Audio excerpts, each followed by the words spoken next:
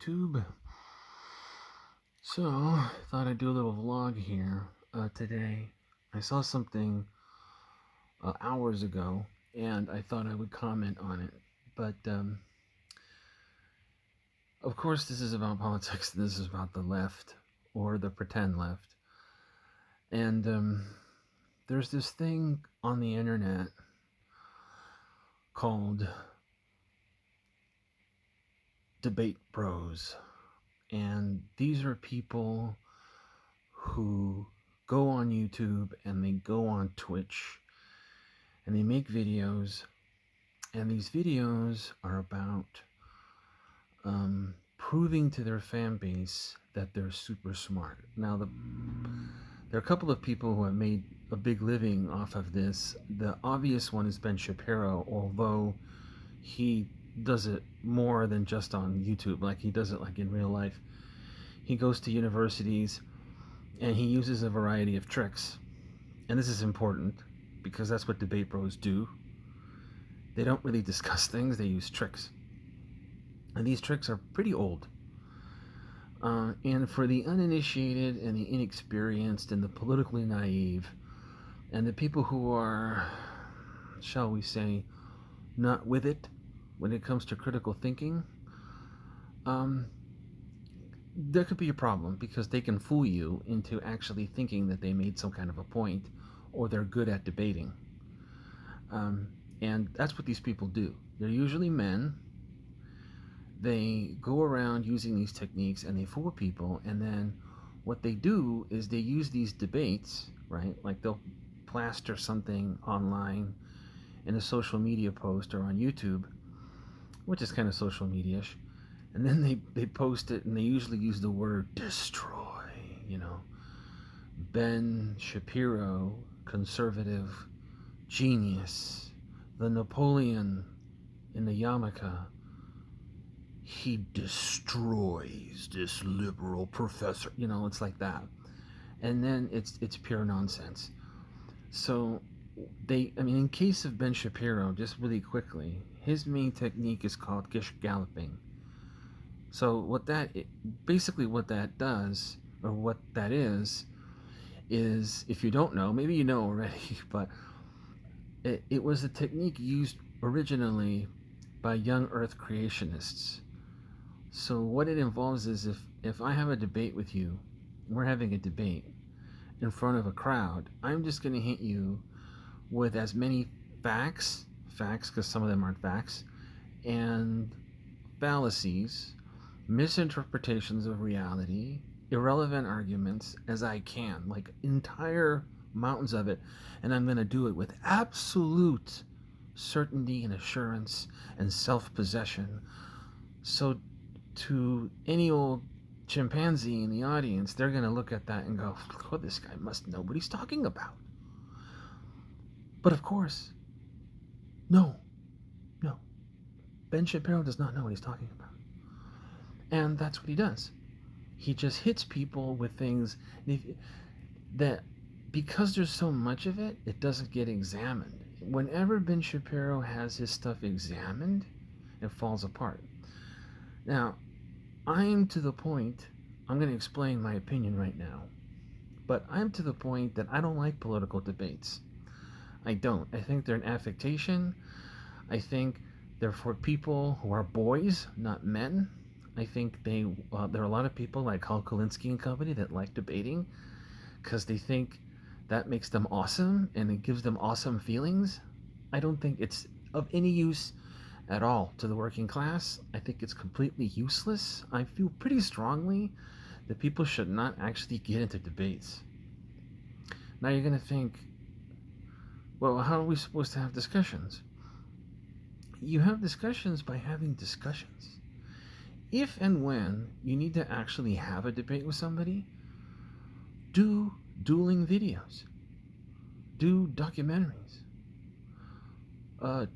do email exchanges. There was an exchange between, who was it? Noam Chomsky and Sam. I keep forgetting these people because they're all interchangeable. I want to say Sam Rubin, but I'm probably wrong. But there, just off the top of my head, there was an email exchange between those two. And that's what should happen. That's totally what should happen. It should be in writing. It should be clear. You don't not necessarily have to cite everything, but there should be some indication where you got some information from. And that's much, much, much better than a debate. When I was a much younger lad, I go back a while. It's like I actually watched the first Carter Reagan debate, okay? So I've seen a lot of these debates. And one of the things that strikes me about debates, televised debates, is that people almost always either get it wrong immediately or they get it wrong subsequently, meaning that they misinterpret who actually won and what lessons you can get from the debate. So the debate itself has very limited utility. It doesn't actually clarify, elucidate, or solve any problems. It's useless. For example, there was a debate having to do with NAFTA, because there was a lot of resistance to NAFTA during the Clinton administration, because Bill Clinton wanted to pass it. George Herbert Walker Bush couldn't pass it, but Bill Clinton was determined to pass it. So he sent Al Gore to debate Ross Perot, right, on television. And we all watched it, and the issue was debated, so to speak, on the issue was NAFTA, the North American Free Trade Agreement. And everyone made fun of Ross Perot. And Ross Perot lost the debate. He lost the debate. He got creamed. Guess who was right about NAFTA? Ross Perot was right, but he lost the debate. Everyone thought that that he was wrong, that he looked silly, that he was unprepared, that Al Gore wiped the floor with him, or at least the majority did. And then I think over time, some months after, that win got amplified. It got exaggerated. Like if you imagine winning by a boxing match by 5 points, and then everybody remembers it as you knocking the opponent out. That's what these political debates are. So anyway, he lost, but it turns out he was correct. He was totally right about NAFTA. And subsequently, they passed. It went through the Congress, was ratified, and millions of jobs got shipped to Mexico, while 5 million agricultural jobs were lost in Mexico, right? And so where do you think those people went? You think they all went to college? No, they came here. Some of them, most of them, in an undocumented fashion. It has wreaked havoc on local economies and ruined the lives of many people and made our politics unstable because of all the undocumented workers here. This is not to blame them, as I'm not doing that, but it's just an example of what I'm talking about. And this is always the case. So this guy in particular, one guy I was watching today, his name is Haz, H-A-Z, and sometimes he goes by the name InfraRed. He has thousands of subscribers. I think he's got over 20,000. He has many supporters on Twitter. He is a self-described Marxist-Leninist, which is a lie. He's also a proponent of MAGA communism. If you know what MAGA is, that's Make America Great Again. So he's a communist that supports a billionaire right-winger. If that makes any sense to you. I don't know. Anyway, so this guy has also said, while I'm on the topic, he's also said that he got into a debate, right? He got into a debate today. And it was a live debate because he's active on YouTube and he's active on Twitch, okay? And he got into a debate today with Ben Burgess. Now, I don't like Ben Burgess. I don't like either one of these guys. And as far as I'm concerned, they're both fake socialists. But one of them is insane, that's Has, and the other one is basically just a Democrat pretending to be a socialist, right? So if I watched the debate, I watched very little of it because I had hardly any interest. But let me be clear.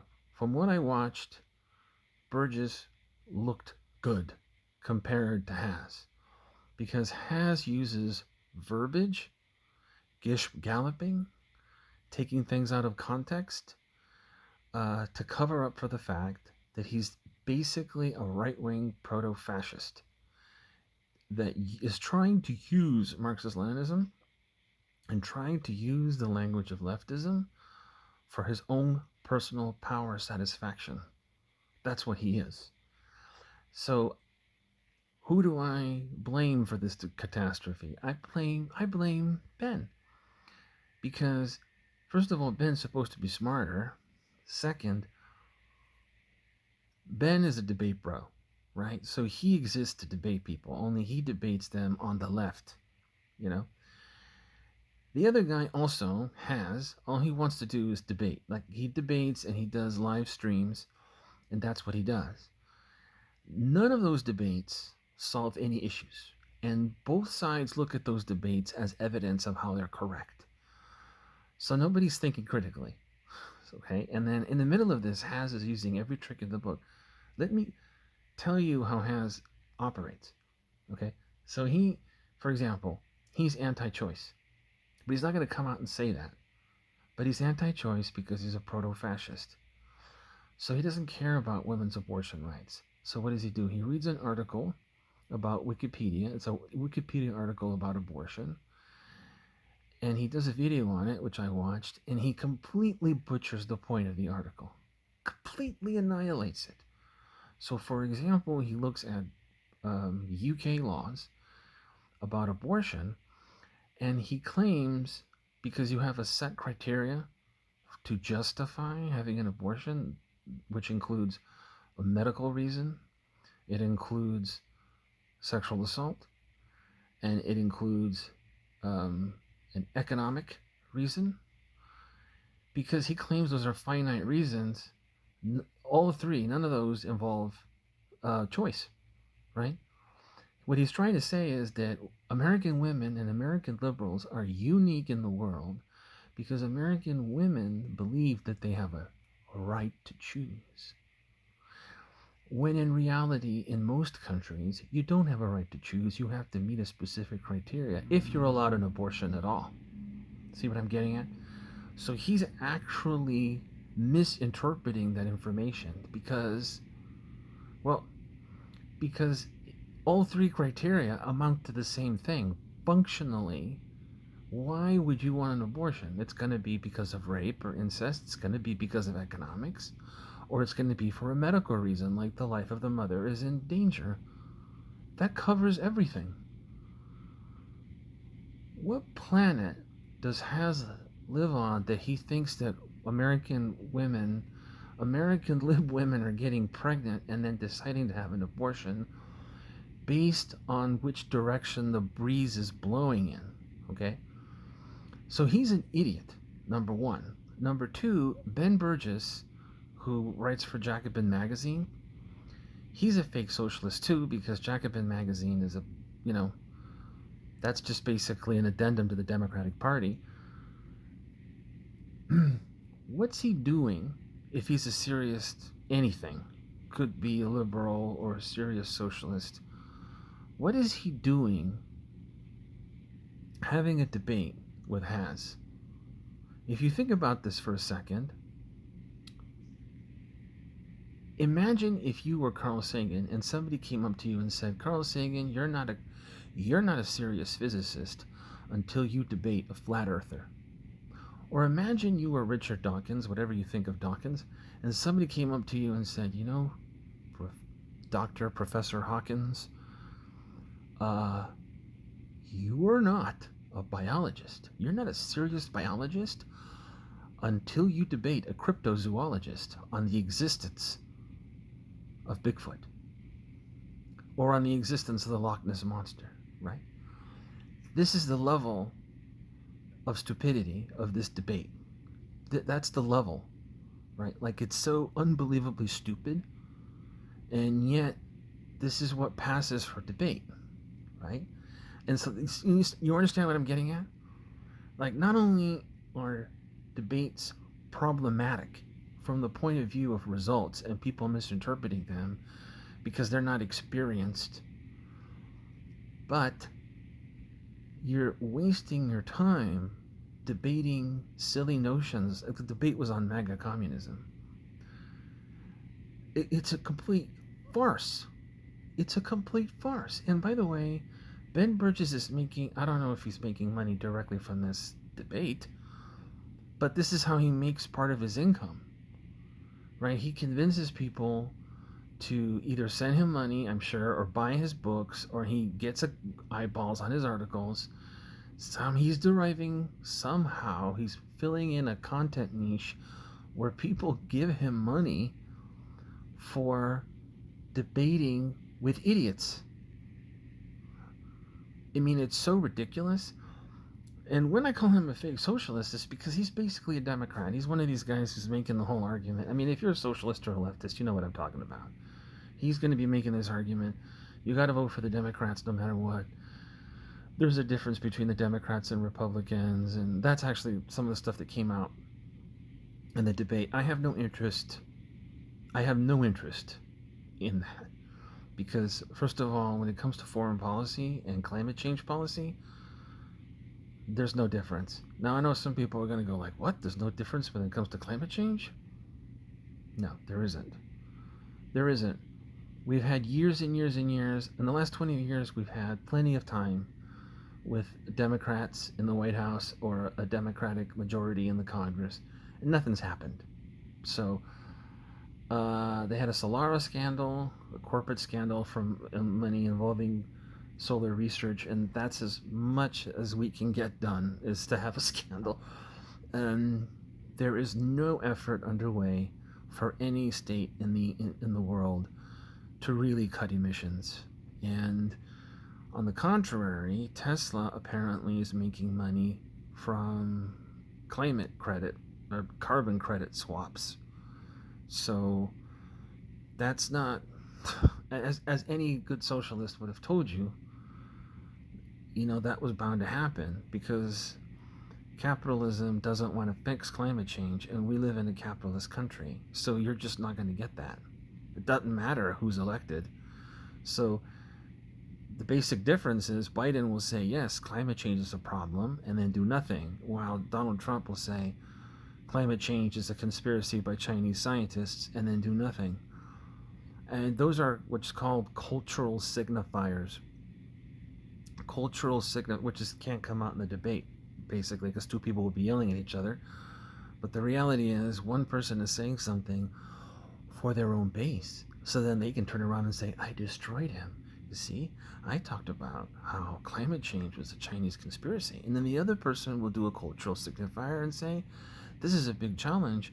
We need to rise to the occasion because climate change is ravaging the planet. Right? Those are cultural signifiers. They don't mean anything because neither one's going to do anything about it. So that's an example. So all this DebateBros stuff is a colossal waste of time. It doesn't solve anything, and it's merely a power play by people to feed their own egos and to feed the egos of their fan base.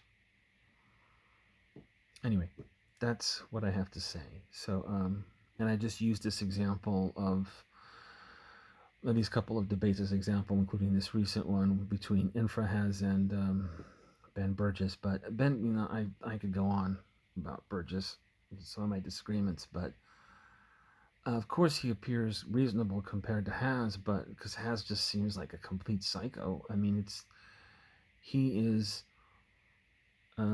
anti-trans, anti-LGBTQ+, anti-woman's right to choose.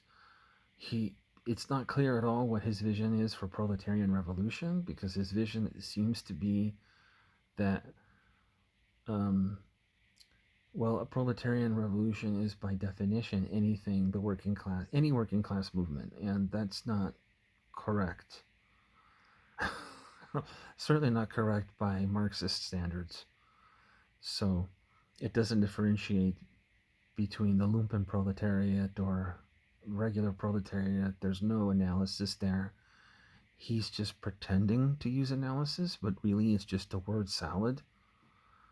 And I cannot believe that guy has thousands of followers, but that's the world we live in. I'll talk to you guys tomorrow. Have a good day. Thank you for watching. Like and subscribe, share. Join me on Twitter, Roger on the Left. Talk to you soon. Bye.